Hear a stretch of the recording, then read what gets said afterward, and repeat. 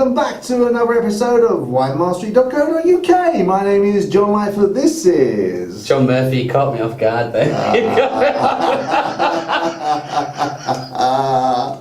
He did. Alright. And we're here to tell you all about wine, help you find a wine, or hopefully the wines that you will absolutely love. So, we're on our Christmas edition. We've done the white wine for the turkey, and we've done a nice light red, delicious Beaujolais for either turkey with cranberry and a rich gravy sauce. And now we're going to go for after dinner. Yes. And we've done this before, haven't we? After dinner Christmas, and we've always gone for the same. We have. Drink, which is a classic at Christmas. It's a classic. Yeah, and it's port, but not just any old port. We use the Neaport. Neaport, I think I'm fairly confident in saying, I should have checked this out, have been going since 1842. And they're like on the 5th generation as well, so it's just been in the family for all this time. And they produce some amazing ports. Now, generally, it's only 7 o'clock, it's only 22 minutes. Whatever, that's nice watch. Usually I've always gone with late bottle vintage, which it's just amazing. It's such a good all-rounder. So good, I bought some.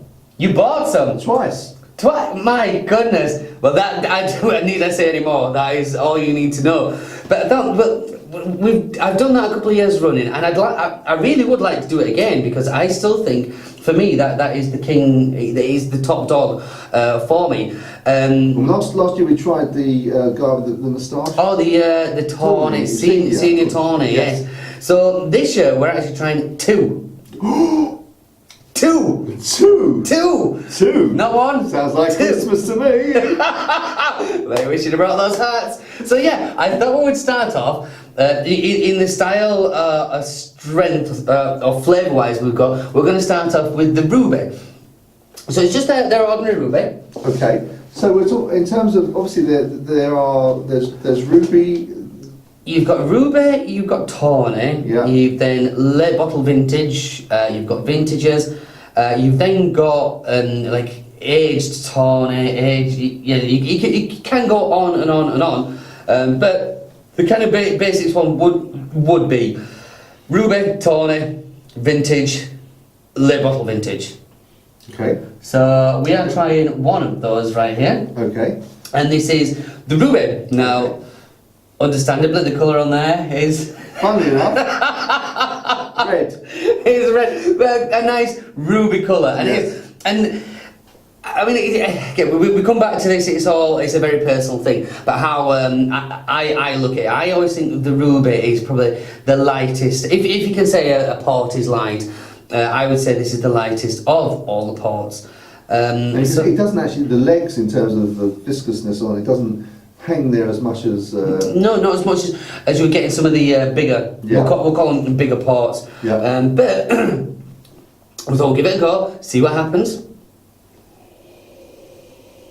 Now, it just struck me that obviously sometimes with a powerful port, depending on the cheese you like, maybe some of the more powerful ports wouldn't actually suit some cheeses. So if you like lighter cheeses, maybe a powerful port, whereas this maybe, if it's lighter, would be more... No, I think you're completely correct there. I think like some of the bigger ports need bigger flavours, obviously, in the cheese state. I mean, one of the biggest, or the most popular, is Port and Blue Stilton. Everybody knows of this.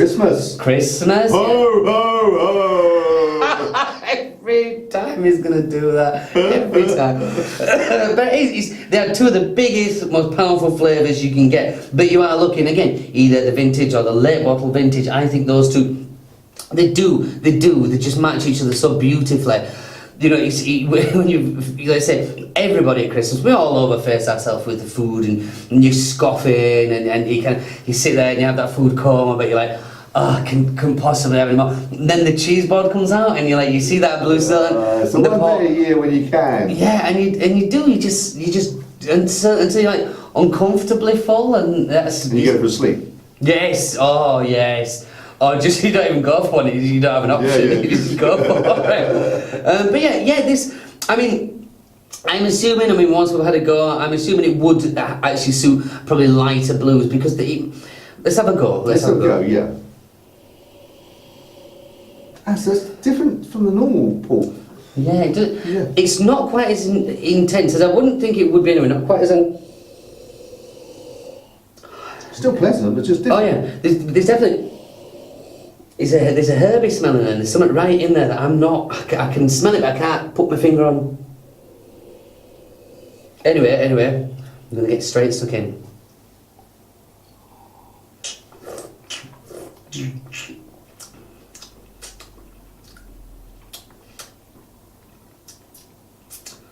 Okay. If someone gave me that blindfolded, I wouldn't necessarily recognise it's Paul. I understand what you mean. Nice, but it's not. No, I understand exactly what you mean. Because that is, it is a lighter style of port. It's only that kind of sweetness that really gives that away. Because if it was, well, obviously it's going to be sweet, but that to me is like, it's a very, very light port, which is fine. But I could almost mistake that for a very heavy red wine. Uh-huh. If you know what I mean. Apart from the sweetness. Apart from the sweetness, yeah.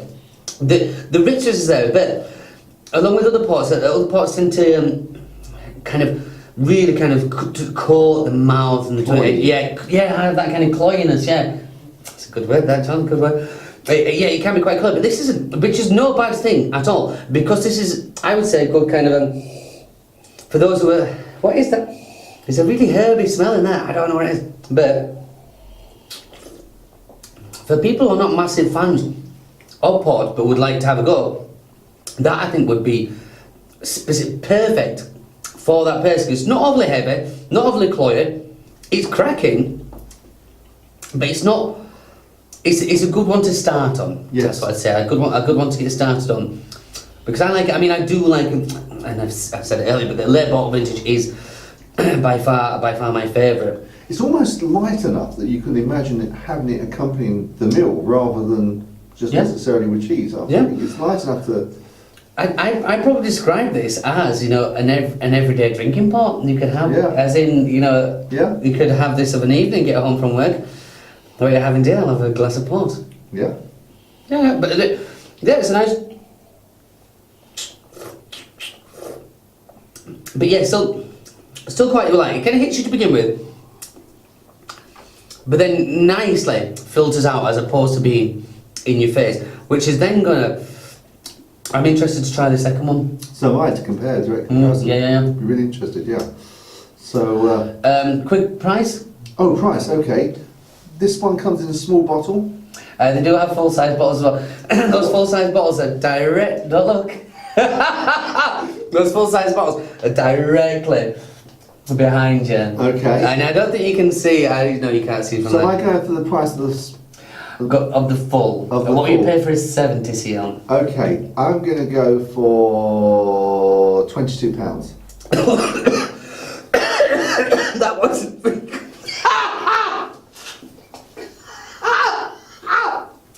That wasn't for you. I'm sorry. A little bit did just catch back in my throat. That wasn't. I promise. That wasn't about your price.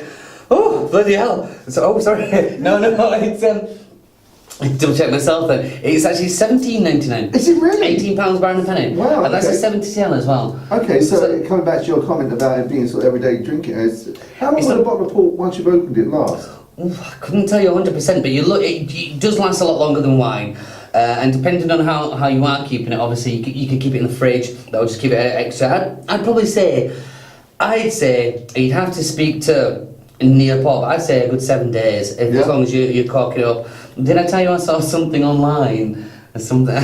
Should you be mentioning this on video? No, not that. No, I saw something online. It was called a bottle condom. A bottle condom? Bottle condom, and it looked like a condom wrapper, but basically it was like a little thing that also like condom, and you would put it over the neck of the bottle of no, stop that. The neck of a bottle of wine or port or whatever that comes in bottles, to keep it. And I was thinking, well, I can't remember the last time I didn't finish a bottle. I have no idea where you're going now. No, but I thought it was quite an interesting thing. But something like that, obviously, for this, mind you, 9 times out of 10 you've got cork anyway, so I wouldn't worry.